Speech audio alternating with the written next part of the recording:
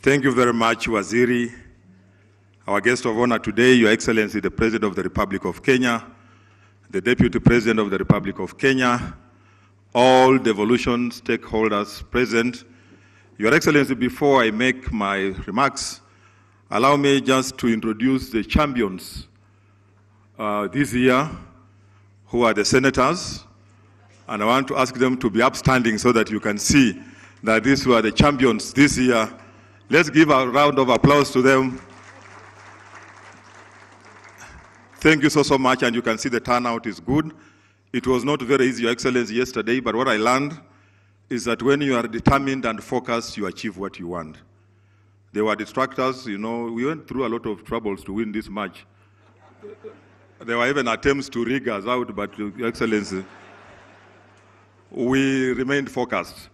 When you are chasing an antelope and a rapid comes up, you still continue focusing on the antelope, you leave the rapid to go its own way. And we are going to be that determined, we are going to support you in your agenda. Allow me to start by quoting what Martin Luther King says, that we are not makers of history, we are made by history. Today we are gathered here to review for the 6th year the direction, progress, challenges, and achievements of our county under devolved governance.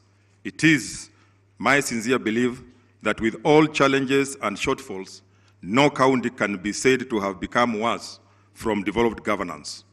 The county governments have without doubt made remarkable and substantial contributions to the improved reporting structure of the national government. What we see in the general growth of our country can indeed be attributed to a great measure on several initiatives that have been spurred by devolution. Every one of us present here has a testimony of what has been revived, resuscitated, or wholly initiated with the devolution. The theme of this year's conference, Deliver, Transform, Measure, Remaining Accountable, resonates well with the objectives of devolution, and it's something all of us gathered here identify with. The conference affords us an opportunity to assess, audit, reflect, and take stock of the successes and challenges of devolution. It is feedback time, it is reporting time, it is accounting time.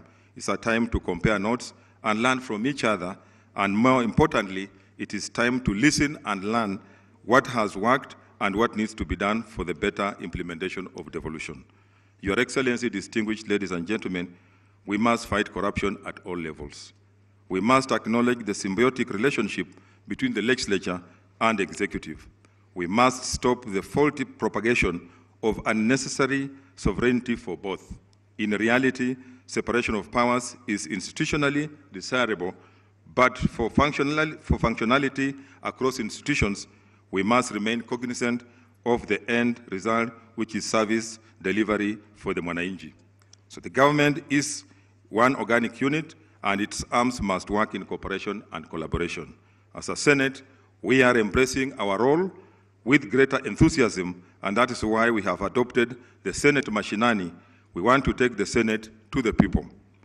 Towards this end, we held our first successful outside Nairobi in Uasin Gishu County in September last year. We are in the process of identifying the next county for our sitting this year. We are strengthening our oversight role, and in this regard, I want to applaud the harmony that exists among the institutions implementing devolution. Your Excellency, distinguished ladies and gentlemen, if we are able to be responsive and accountable, our priority must remain to ensure there is effective public participation in government business.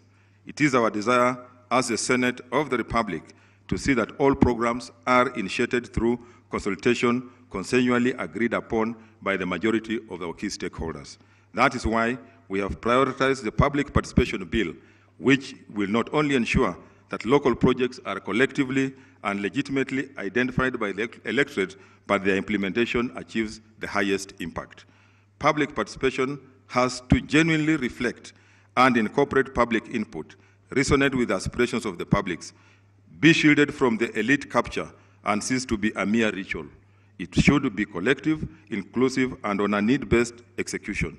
So upon enactment, this law will improve participatory processes and enhance the understanding of citizens in order to level the expectation and needs, as well as build community support for development programs and activities. Corruption and lack of good governance have been identified as the root causes of many of the serious deficiencies in society. This will be greatly reduced through public participation. We have to sharpen focus and prioritize demand-driven interventions that address key challenges of poverty, inclusivity, and spur economic growth. So we look forward to the support and partnership of the county governments in this endeavor to accelerate transformation through devolution. So to improve the ease of doing business in the counties, the Senate is considering the public-private partnership bill, which will open up partnerships to enable the actualization of the Big Four agenda.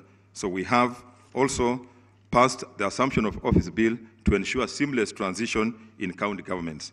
As a Senate, we will not tire in calling upon the national government, the National Treasury, to ensure that funds for the counties are timely disbursed. Continued inordinate delays translate into costly overdrafts and ill will from dissolution service providers. So I also want to urge counties to consider adopting innovative and optimum use of both human and financial resources, expanding on-source revenue, intensify automation of revenue collection, and further seal revenue leakages. So as I conclude, I just want to say this, that for us, for devolution to succeed, we must build the capacity of our county assemblies. The county assemblies are the first point of oversight. So we must build their capacity, and just like they said, if we can also find a mechanism of having financial independence so that they are able to carry out their oversight role without relying on the executive for them to achieve the results they want. So we want to say that, so that even as a Senate, we would want to concentrate more on performance audit as the counties concentrate on operational audit, so that it doesn't appear like there's duplication of what we are doing. So once we do that, when we strengthen the counties, that is where we are going to succeed in devolution. With those very many remarks, I want to wish you well, I want to thank you, and I want to really thank the senators for putting up that great show. And like I've assured you, Your Excellency, we are not going to be only champions on the field, but we are going to be champions in defending devolution and ensuring that devolution works in this country. Thank you, and may God bless you.